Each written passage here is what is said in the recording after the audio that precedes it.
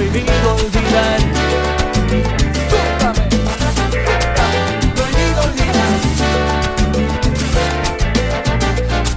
Prohibido olvidar.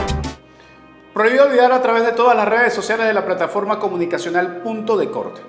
Hoy vamos al grano.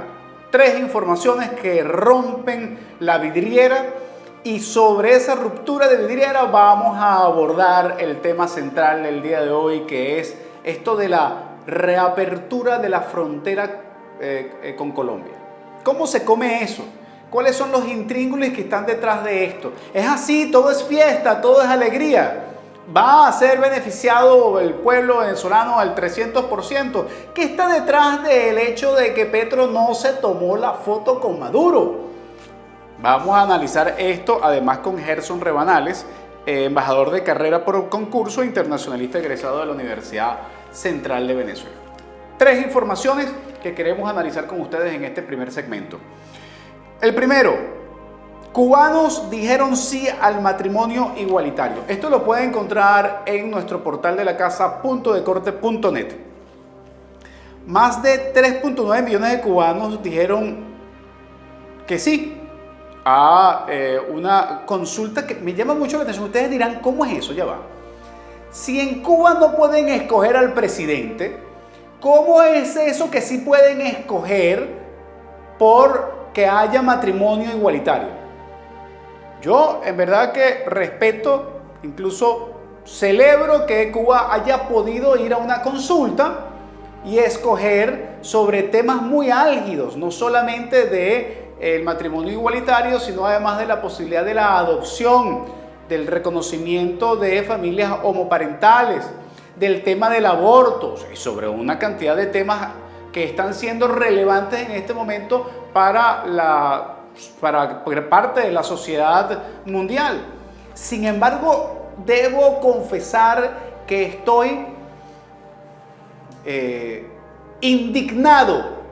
Sí, estoy profundamente indignado que Cuba pueda hacer un referéndum para decidir si hay matrimonio igualitario, pero que no puede escoger a su gobierno, que no puede escoger su modelo político, que no puede escoger a su presidente. Eso es cinismo absoluto y puro.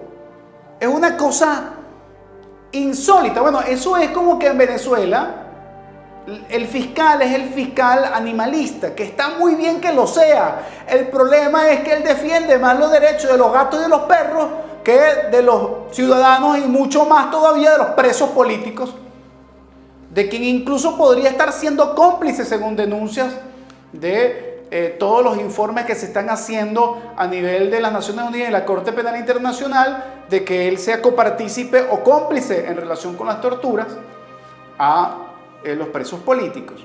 Entonces hay que buscar equilibrio y armonía y sentido común en la priorización de las necesidades de los pueblos. En Cuba hay la necesidad de la discusión y de que la gente pueda decidir sobre su modelo político. Hay sistemas electorales no democráticos, y Cuba, como Venezuela, como Nicaragua, tienen sistemas electorales. Claro que sí, la gente vota. En el caso de Cuba, la gente vota por unos diputados al Parlamento que son los que al final escogen al presidente, pero tienen un solo partido.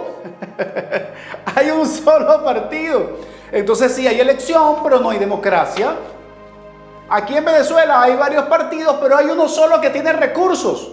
Hay uno solo que tiene el control absolutamente de todo y controla el poder electoral. Entonces, además opera mafiosamente.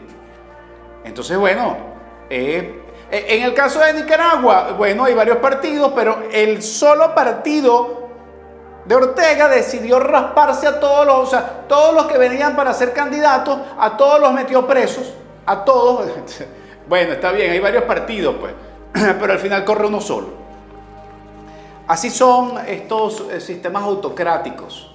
Entonces en Cuba han preferido discutir esto, que está muy bien, pero no pueden ellos ir a un referéndum para decir si el modelo castrista sigue siendo el que decide la mayoría y no hay posibilidad de que haya otro partido que ofrezca una cosa distinta.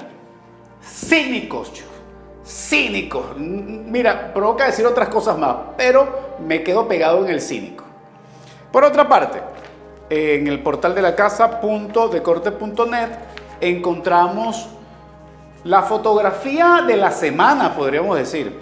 Gobernador del Táchira, Freddy Bernal, llegó a la frontera colombo-venezolana en referencia al hecho de que se restablecieron las relaciones comerciales, se abre la frontera y va Petro. O sea, imagínense ustedes, el presidente de Colombia, que parece desconocer algunos elementos de los temas de las relaciones internacionales, no sé, él me parece un hombre muy inteligente, pero que haya admitido ir a la frontera a encontrarse con un gobernador y un ministro de cuarta, porque ni siquiera es de cuarta, porque no es de la Quinta República, porque ni siquiera es del partido de gobierno. Y que esto no se ha entendido en la magnitud de las relaciones internacionales es importante. Mira, yo les voy a echar el cuento de lo que me imagino pasó en esos días antes de ir a la frontera y reabrir las relaciones comerciales. Petro había informado en principio que iba, y Maduro ya había dicho que se iba a encontrar con Petro. Pero Petro en las Naciones Unidas, después de ese informe de la misión sobre derechos humanos, reculó nuevamente y dijo que no tenían previsto en agenda ver a Maduro. Sí, bueno, efectivamente. Y además se había dicho después, sus voceros dijeron que sí iba a la frontera, que no iba, pero que al final, al día siguiente, no va a la frontera. Bueno, se suspende la ida de Petro a la frontera. Y ese mismo día 26, a primera hora de la mañana, Petro amanece diciendo voy a la frontera. ¿Qué pasó en esas horas de conversación entre el gobierno de Petro y de Maduro? Bueno, yo me imagino que esa fue una llamada muy sincera de Petro. Mira, Maduro, yo no me puedo tomar la fotografía contigo porque tú eres una raya y yo quiero seguir todavía en mi luna de miel en Colombia.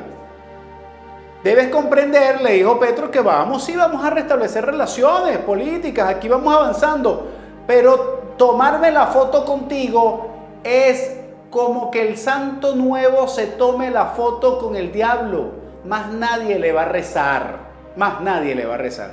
Y Petro necesita que tenga gente todavía que le siga rezando.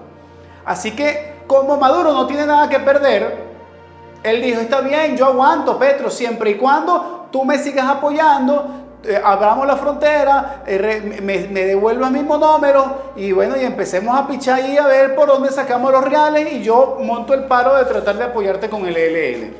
Eso fue lo que pasó en esos días. Y por eso es para Petro fácil sustituir a Maduro por Freddy Bernal o por un ministro de cuarta. Por otra parte, mostramos nuestra indignación y exigimos libertad inmediata para todos los presos políticos y militares, civiles y militares en Venezuela. Dictaron privativa de libertad a 6 dirigentes sindicales. Tanto a Reinaldo Cortés, Néstor Astudillo, Alonso Meléndez, Gabriel Blanco y Emilio Negrín le dictan auto de detención. Escuchan por qué. Por asaltar un alistamiento militar en Mérida con 120 fusiles. Disculpen que me ría, no es para reírse. Secuestrar los padres de Tarek El Aissami y realizar actos de sabotaje el 5 de julio contra Nicolás Maduro. Por Dios, por favor. No, es que, bueno, imagínate tú, dice aquí Humberto que ni Óscar Pérez, que en paz descanse, y las consecuencias que trajo, ¿no? Que son parte de toda la violación de derechos humanos que ha denunciado las Naciones Unidas y que tiene responsabilidad directa en la cadena de mando a partir del nombre de Nicolás Maduro Moros. Presidente obrero metiendo preso a 6 dirigentes sindicales para acusarlos de que robaron 120 fusiles. ¿Dónde están? De que secuestraron a los padres de Tarek El Aissami, donde están secuestrados, y de realizar actos de sabotaje el 5 de julio. no tiene ninguna palabra. Nosotros lo único que decimos es que exigimos la liberación de los 6 dirigentes sindicales, trabajadores que lo único que estaban haciendo es decirle a Maduro que no es ningún presidente obrero y que aquí lo que se está es atentando en contra del bienestar de todos los trabajadores, porque este es el gobierno más antiobrero que ha existido en el planeta Tierra.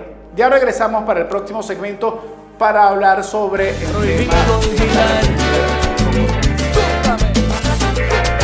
Prohibido olvidar. Prohibido olvidar. Con Punto de Partida, nosotros queremos desde toda la plataforma comunicacional de Punto de Corte hacer énfasis en los temas que van a marcar la semana desde el punto de vista de la noticia, la información política, económica y social. Acompáñenos todos los lunes a partir de las 12 del mediodía, Punto de Partida por toda la plataforma comunicacional de Punto de Corte. Prohibido olvidar. Súbame. Prohibido olvidar. Prohibido olvidar.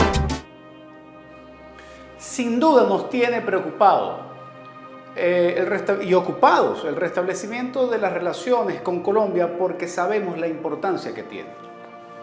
Es importante estar vigilante en relación al hecho de la afinidad ideológica, pero además también de las dificultades que pueden presentarse como consecuencia del restablecimiento de relaciones que favorece un sector desde el punto de vista económico, pero que puede traer también consecuencias políticas. El hecho de que Petro no se haya ido a tomar la foto todavía con Maduro dice muchas cosas, pero todo lo demás que se está evidenciando es la evidencia más clara, valga la redundancia, de que ahí todavía se mantienen los elementos de afinidad y que todavía se piensa trabajar en conjunto para hacer reflotar a un gobierno que está reconocido como violador de derechos humanos y autócrata. Nos preocupa incluso la imagen de Petro. Nos preocupa que Petro, por esta asociación ideológica con sectores que apoyan a Maduro, pretenda levantarle el perfil hundido internacionalmente a Maduro y que por consecuencia de eso Petro pague las consecuencias, porque posiblemente las va a pagar si sigue en la estrategia de apoyar a Maduro. Que el restablecimiento de las relaciones económicas con Venezuela es una política acertada, no hay ninguna duda. Pero que estén coqueteando cada ratico con ver si se van a encontrar o no, si se van a tomar la foto o no, con una sonrisa, una peladera de dientes, después de que Petro ha tenido que en el escenario internacional decir todas las verdades que ha tenido que decir sobre Maduro, lo va a hacer quedar muy mal si esa cuota que tiene que pagarle del favor del apoyo de Maduro a la candidatura de Petro termina de cristalizarse por el hecho de esa foto que tanto está esperando Maduro. Vamos a ver este material que nos elaboró nuestro equipo de producción, conducido por Yexalí Rusa, Humberto Pernía, Joseph Pineda, Marta Cambero y Johan Álvarez. Vamos a verlo y damos pie para el próximo segmento. Por fin, este 26 de septiembre, la frontera entre Colombia y Venezuela volvió a permitir el paso de transporte de carga entre ambos países. Después de más de 7 años, el transporte de carga transitó de nuevo por el Puente Internacional Simón Bolívar, que conecta al municipio de Villa del Rosario del norte de Santander con la ciudad venezolana de San Antonio del Táchira, y el Puente Francisco de Paula Santander, ubicado entre Cúcuta y la ciudad venezolana de Ureña, en el estado Táchira. Ambos puentes cruzan el río Táchira. Con una extensión de 2.200 kilómetros, fue considerada durante mucho tiempo una de las fronteras más activas y dinámicas de América Latina. Ahora, ante la reapertura del tránsito vehicular y comercial en los puentes internacionales, la expectativa es grande. Es un hito político que marca un cambio en las históricas relaciones de ambos países, tras 7 años de discrepancias entre Caracas y Bogotá.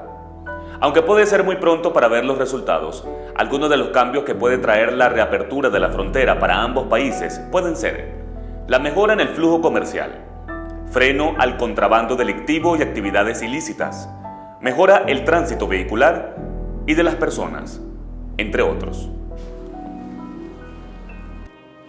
Una apertura de frontera muy deseada. Hay temas que hay que tratar. El balance comercial entre Colombia y Venezuela, ¿a quién favorece en este momento en que Venezuela no produce nada? ¿Quiénes van a verse beneficiados si antes todo era por las trochas? Igual había intercambio económico, comercial y legal, y ahora va a ser por los puentes, va a ser legal. ¿Cómo queda Petro y Maduro después de no haberse tomado la foto y Petro a última hora salir corriendo a Cúcuta a abrir la frontera? Todo esto lo vamos a analizar con el embajador Gerson Rebanales, internacionalista egresado de la UCB y profesor del doctorado de fases de la UCB y embajador de carrera por concurso. Ya regresamos. Prohibido olvidar. Súbame. Prohibido olvidar. Prohibido olvidar. Te invitamos a sintonizar todos los viernes Desencadenados, el espacio donde ustedes y yo vamos a analizar la situación de derechos humanos en Venezuela, contado por sus víctimas, familiares y organizaciones no gubernamentales. Recuerden que tienen a su disposición nuestra plataforma comunicacional de Punto de Corte y todas las redes sociales.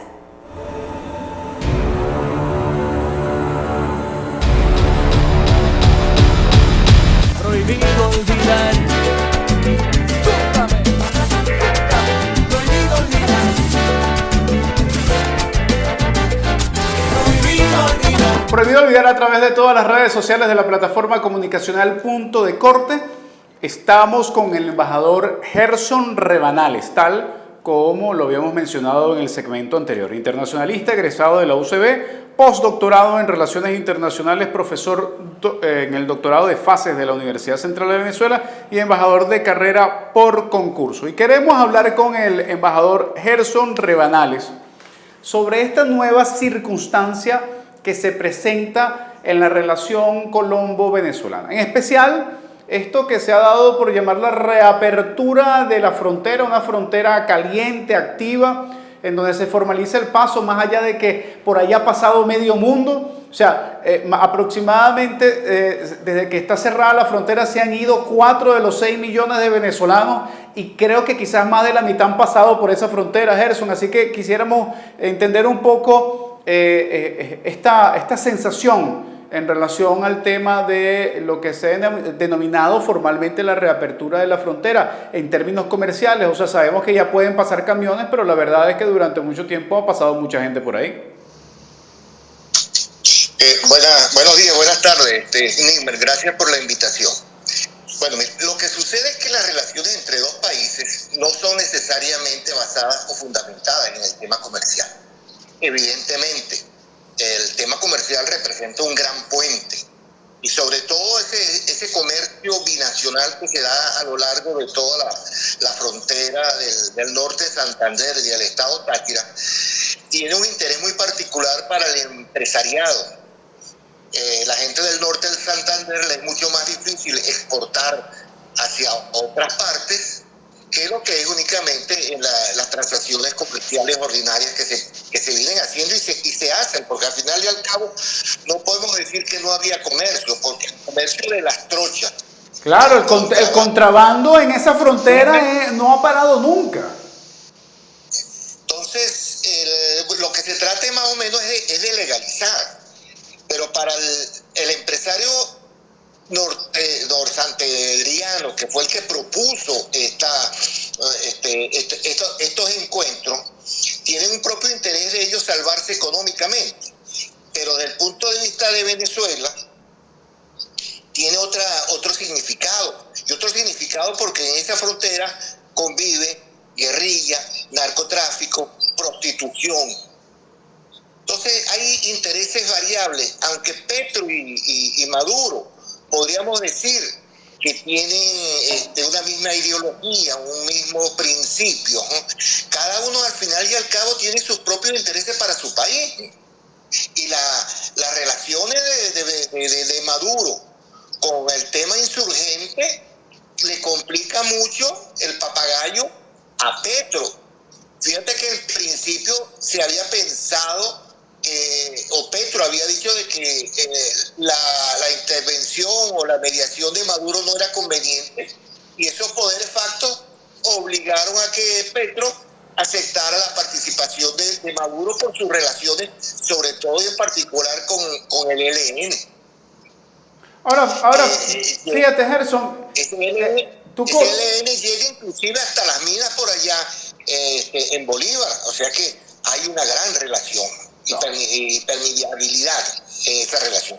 Fíjate, tú afirmas, como efectivamente es, que Nicolás Maduro y Petro vienen de una misma raíz ideológica, pero sin embargo el hecho de que aún, a pesar de que haya alguna compatibilidad en el origen del pensamiento de algunas ideas, pues la carga que tiene Maduro, que incluso es criticada por los mismos socialistas y comunistas, ya cada vez en mayor volumen en relación con la violación de derechos humanos. Vemos como, por ejemplo, el presidente Boric de Chile hace una de las más duras críticas cuando estuvo en Venezuela y era parlamentario, y le decían a la izquierda, de gente de la izquierda, que no se podía hablar mal de los aliados y de los amigos, pero él salió evidenciando el tema de la violación de derechos humanos y reclamando que la izquierda no podía ser cómplice de Maduro en eso. Y vemos también una situación muy particular, este guabineo de la agenda de Gustavo Petro de ir o no ir a la frontera para esta reapertura comercial, terminó siendo una fotografía muy particular. El hecho de que Gustavo Petro como presidente estuviese con Freddy Bernal, gobernador, y un ministro de segunda, de tercera, como es Hipólito, de transporte, es significativo. Maduro no fue a la frontera. ¿Qué pasó ahí, Gerson?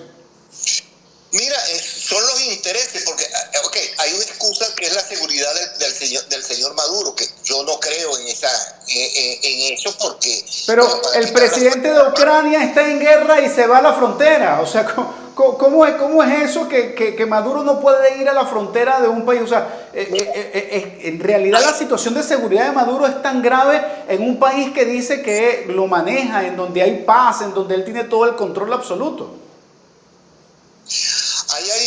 Y eso produjo, o ya existía, o produjo un cortocircuito entre San Carlos y Miraflores. Porque dejar a un presidente de la República, yo fui director general del protocolo, y eso hay una agenda complicada, difícil, de trabajo del encuentro presidencial, lo que se va a decidir, a qué hora se van a encontrar, y que vaya el presidente a reunirse con funcionarios de tercera, cuarta categoría. Mira, algo sucedió ahí. Ahora, tienes que entender que Petro es un presidente sin experiencia de gobierno. Solo realizó una pasantía por la alcaldía de Bogotá, de la cual fue destituido por una decisión administrativa. Entonces, de ese lado, tiene que consolidar sus alianzas con los grupos antisistema que fueron los que lo llevaron al poder, a cumplir su sueño. Y tiene un proyecto que, bueno, yo creo que todo el mundo quiere ser exitoso, que es alcanzar esa anhelada paz de 75 años. Entonces, ese es el objetivo de Petro. Entonces, Petro, aunque logró a través de ciertos pactos tener el control del Congreso, no así lo tiene con esos poderes fácticos que existen. El ELN, el narcotráfico, la poderosa oligarquía colombiana, que hay que tenerla en cuenta, los paramilitares. Cada uno tiene sus intereses y no está dispuesto a perder sus espacios o cuotas de poder por una foto con Maduro. El problema entonces, Gerson, el problema era evitar la foto. O sea, a ver si podemos interpretar esto. Gustavo Petro está dispuesto a avanzar en el restablecimiento de absolutamente todo con el gobierno de Maduro, pero todavía no está preparado para la foto. ¿Lo estará en algún momento? Mira, eso depende de, como te digo, de las presiones que tiene de la oligarquía, de los paramilitares, de la marquetalia. Él tiene que combinar todos esos factores porque él está llegando al poder. En cambio, Maduro, guste o no guste, está consolidado en el poder. Ninguno de los partidos políticos aquí Hoy tienen capacidad de enfrentarse porque primero el control que tiene esta gente sobre el Consejo Nacional Electoral, pero organizativamente, disculpa, pero la oposición es una caja vacía. Discúlpame que te lo diga, pero uno ve las encuestas y eso es lo que nos dice.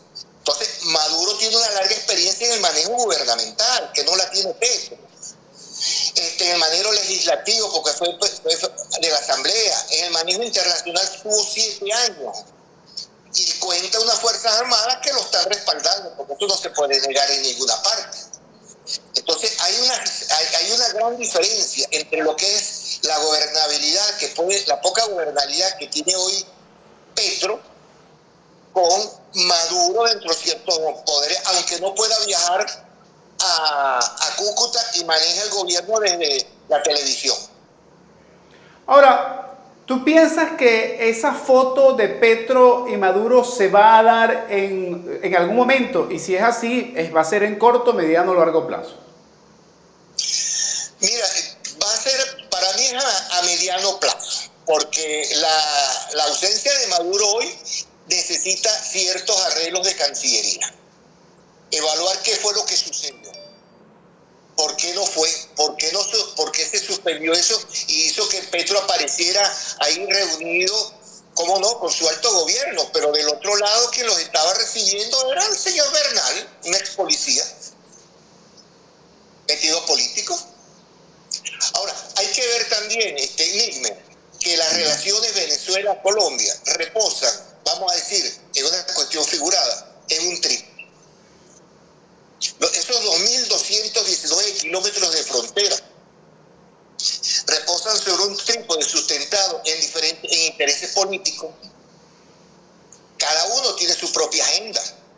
Cada uno quiere ser exitoso, sobre todo Petro y Maduro, porque yo no creo que Petro haya venido para perpetuarse en el poder.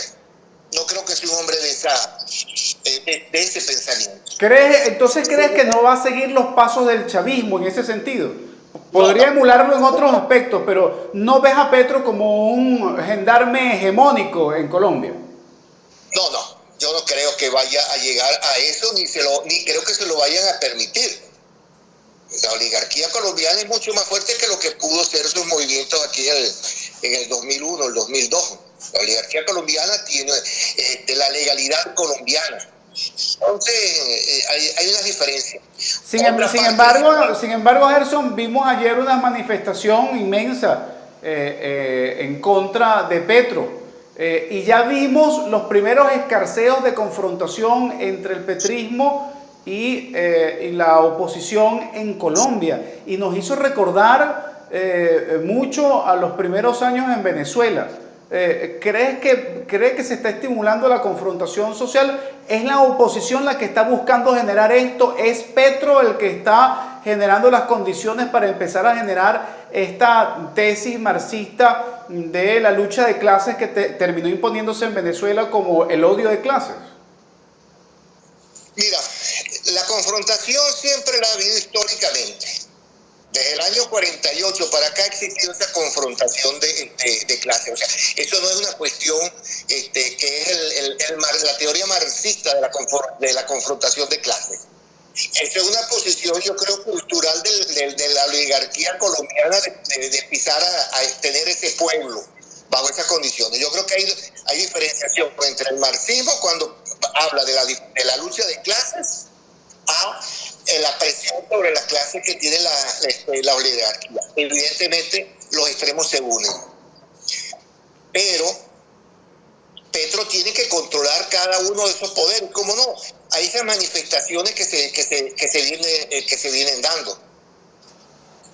Lo que sucedió en Venezuela, mira, igual como aquí se apresuraron y produjeron la salida del presidente Carlos Andrés Pérez, en el momento que lo destituyen, que por 6 meses la historia en Venezuela hubiera sido otra. Yo creo que también la historia de Venezuela hubiera sido otra si se hubiera hecho una suposición propia y los militares no hubieran obligado a los que llegaron a ese 11 de abril. Porque había una oposición fuerte, peleando, pero se atravesó esta situación, mire dónde estamos ahorita. Si aquello fue un golpe, esa gente lo que nos da hoy en día es una paliza, y tú lo sabes mucho mejor porque tú vienes de esa fila. Entonces, como te digo, las relaciones se reposan en un trípode que ya te dije, mira, tiene diferentes factores ese trípode para mantener esa relación. La primera es el político, y lo estamos hablando. Cada uno tiene su propia agenda y cada uno quiere ser exitoso. Para mí Petro quiere ser exitoso.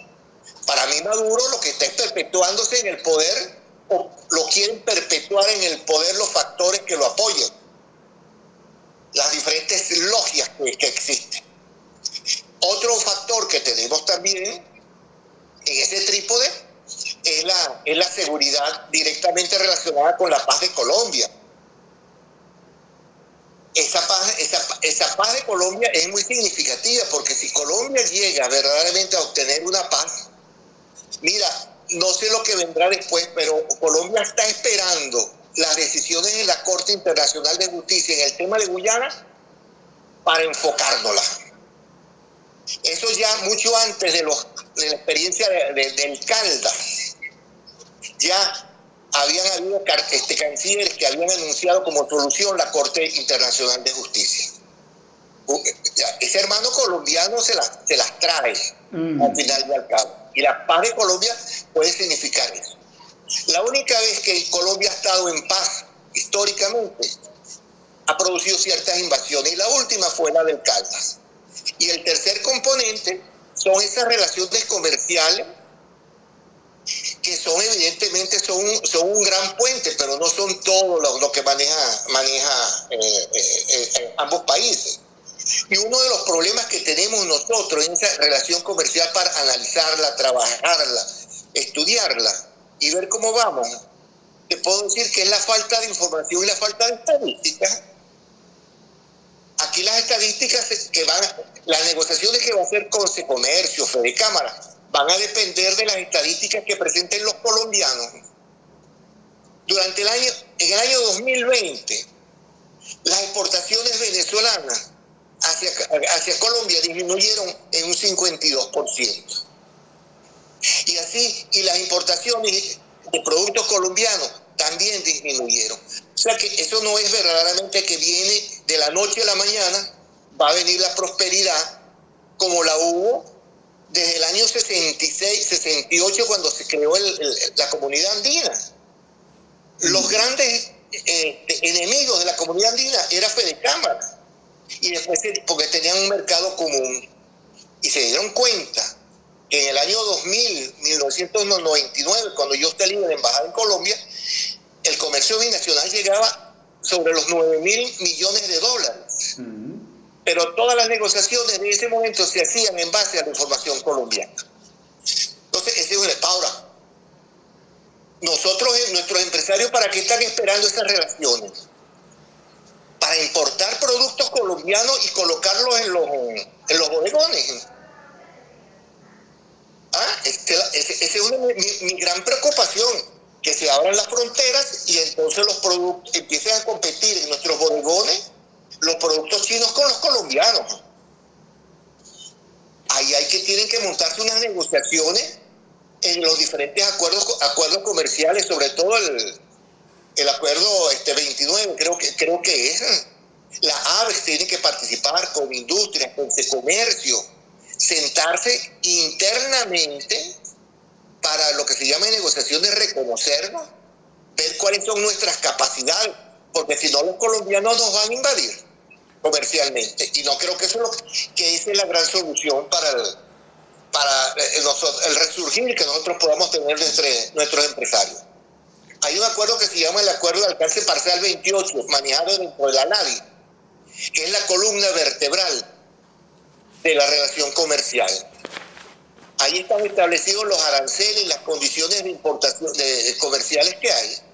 Y hoy en día, y ese acuerdo está obsoleto quizás por unos 15 años más o menos. Dime tú, desde el momento en que se hicieron esas negociaciones, que han transcurrido 10 años, ¿cómo ha variado nuestra capacidad industrial? Absolutamente. Pregunto yo. Claro. Entonces, la situación no es fácil, ¿cómo no? Lo pintan como como una gran esperanza, como si estuviéramos esperando que estas relaciones comerciales es la llegada del Mesías para la tierra prometida. Señores, aquí hay que levantar nuestro aparato productivo, y el gobierno lo que hace es declaraciones, pero a la hora de la verdad, ¿dónde está la capacidad de crédito de la banca pública o privada para nuestros empresarios para la adquisición de los nuevos equipos? Porque los equipos están obsoletos. ¿Dónde están los créditos bancarios? ¿Dónde está eso para que verdaderamente nosotros podamos entrar a competir en igualdad de condiciones con el colombiano? Entonces, no es únicamente decir, mira, abrimos la frontera. Y ya. Señor, esa frontera siempre ha estado abierta. Hay cantidad de videos donde aparece por esas trochas saliendo el combustible venezolano. ¿Quiénes son los responsables de eso? Los hombres que por constitución tienen el derecho de cuidar nuestra frontera. Claro. ¿Cómo es posible que pase un camión cisterna con 30.000, 40.000 litros de combustible? Ya no es el famoso pimpinero que conocíamos en Cúcuta. Muchachito con dos barriquitas de gasolina vendiendo gasolina. Esos tiempos pasó. Ahora son camiones cisternas que transitan por esas trochas. Y custodiados además por la misma Guardia Nacional. Entonces, eso no es ninguna cuestión de la tierra prometida.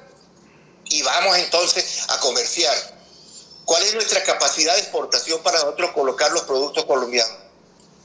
Entonces, yo tengo esperanza, pero la esperanza hay que verla dentro de un contexto mucho más integral, mucho más global, que únicamente con esos anuncios de establecer una zona económica especial. Nosotros creamos zonas económicas en Margarita en el año 73 con Carlos Andrés Pérez. Y este gobierno las creó en el Táchira. ¿Y qué pasó con esa zona, las zonas económicas exclusivas, especiales ahí en San Antonio del Táchira, en La Fría? Eso se murió. Entonces, mira, las leyes las tenemos, lo que necesitamos verdaderamente es la ejecución de esas leyes con el apoyo del Estado verdaderamente. Y la no presencia de las altas autoridades de Venezuela en Colombia son un mensaje que en Colombia van a tener que entender y leer antes de seguir tan entusiasmados como están hasta ahora.